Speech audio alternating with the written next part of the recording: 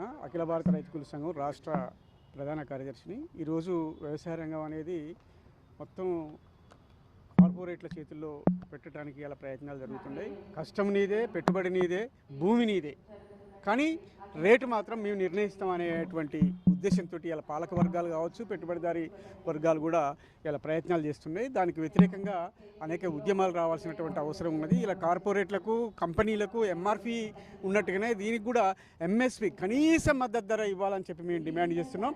దానికి అనేక కమిషన్లు వేసినారు. ఆ కమిషన్లు ఇచ్చినటువంటి సూచనలను కూడా ఈ ప్రభుత్వాలు పట్టించుకోవడం లేదు. అందుకోసం ఈ మహాసభల ద్వారా ఒక స్ఫూర్తి పొంది ఒక బలమైనటువంటి రైతాంగ ఉద్యమాన్ని, విస్తారమైనటువంటి రైతాంగ ఉద్యమాన్ని నిర్వహించడం కోసం ఖమ్మం పట్టణంలో మేము జాతీయ మహాసభలు నిర్వహించబోతున్నాం. ఆ జాతీయ మహాసభల స్ఫూర్తితోటి ఒక విశాలమైనటువంటి ప్రాతిపదికన మేము ఉద్యమాన్ని నిర్మిస్తామని చెప్పి తెలియజేస్తున్నాం.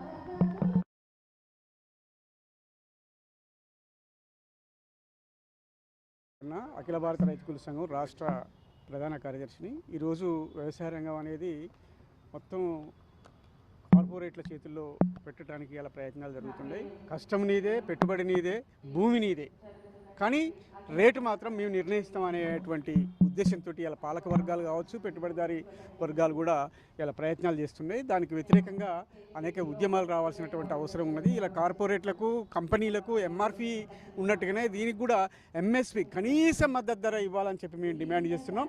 దానికి అనేక కమిషన్లు వేసినారు. ఆ కమిషన్లు ఇచ్చినటువంటి సూచనలను కూడా ఈ ప్రభుత్వాలు పట్టించుకోవడం లేదు.